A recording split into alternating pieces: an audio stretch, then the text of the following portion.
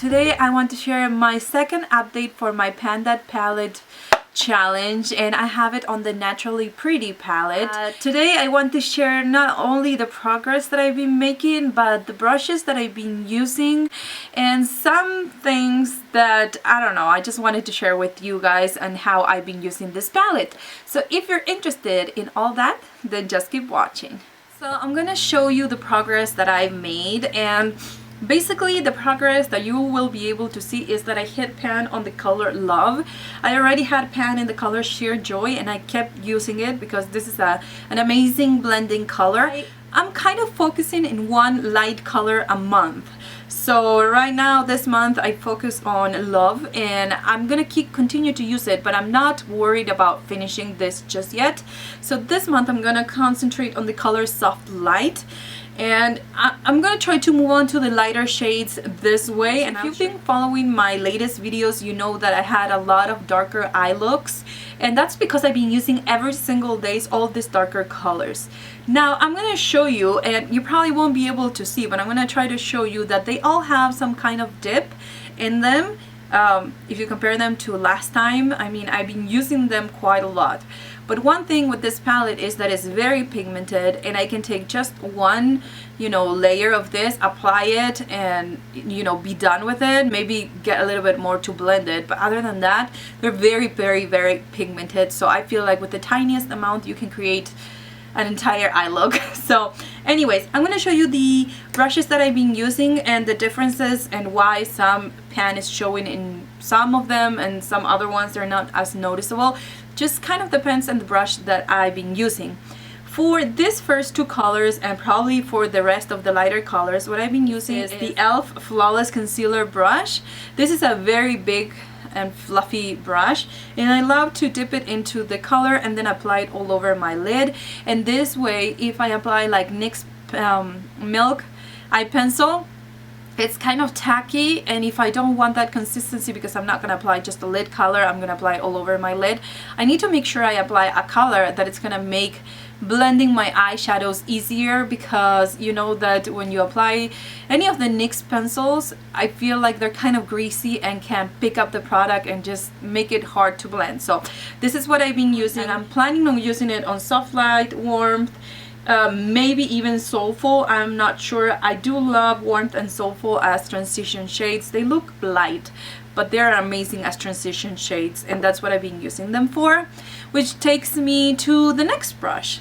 The next brush is one that I got in a kit from Soho, and this was such a cheap kit. I'm gonna leave the kit name and a link where you can get it, because you can check your local Walmart, but it kind of depends. I looked into different Walmarts, and the one that is really close by me have it. The other one that is not so close doesn't. So in case you can't find it, it's an amazing kit, and I think it was about $7 or $5, I'm not sure. This is a very round kind of crease brush, and it's very, very dense. It's not very fluffy, but it's dense, and I love to use this with my darker colors: Mocha, Violet, Midnight, Love, Iconic, Java, and even All Heart, Sunset, and Sunrise for my outer V. It gives me a lot of definition and a lot of color payoff because it's so dense. So this one with those colors, I've been applying it to my outer V, and I even layer colors. So I put the darker one in the most outer part, and then I put like the color Sunrise in the middle, and then I apply Sunset, and I kind of create something like from dark to lighter color. And that's how I've been using this brush. And then finally, for whatever look I have today on, and this is one of the looks that I've been doing the most, is just applying the darker color in the outer V and in the inner corner. And for that, I use this e.l.f. Professional Eye Crease brush. This is like a pencil brush. It's very, very tiny, but I have small eyes, so I like it. And I use it for Noir, Midnight, Iconic, Java, and sometimes Violet to create some, depth into the outer part of my eyelid and then the inner part. I feel like it gives me precision, so I know exactly when I'm going to place the color.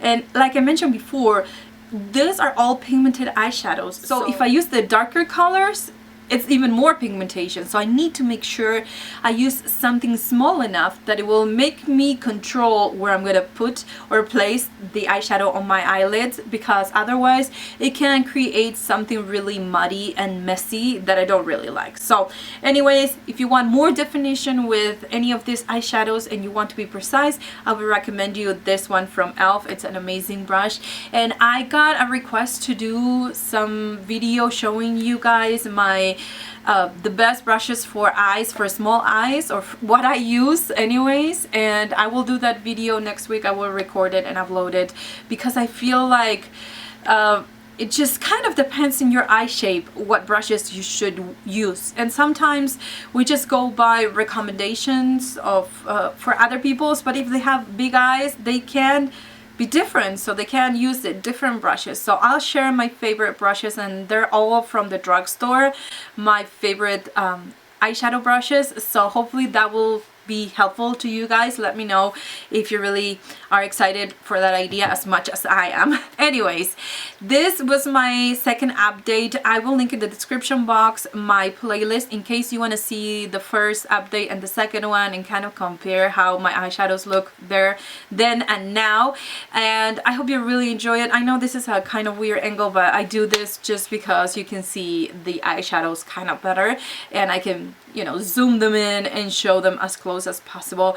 I feel like a lot of people can get discouraged if they don't see pan right away, and I've seen a lot of people hit pan in like 5 eyeshadows in the first update, and I'm like, how do they do that? I mean, I use eyeshadow at least 5 days a week or 6 days a week, and I can't do that. But I guess kind of depends on the eyeshadows that you're using, and I'm not feeling discouraged by this. It's totally the opposite. It makes me feel like I'm enjoying this process and finding brushes that work for different eyeshadows and being creative. As far as, you know, today I have everything from it Cosmetics, Naturally Pretty, and then I have a pop of color from Wet n Wild. So it's making me be more creative and come up with different ideas and different looks that maybe I wouldn't have thought of before, because I didn't want to think about how to, you know, change colors around and create different looks with the same color. So this has been a really good experience. I know this may not be one of those updates with a lot of pan showing, but I hope that it was helpful and you could see, and if you're not hitting pan right away, that might help you see, you know, that it depends on the brush. If you use a bigger brush, you're probably gonna, you know, it's gonna take you longer, but you're gonna get a bigger pan when you hit pan. If you use a smaller one, you know, you go straight and you can hit pan quickly.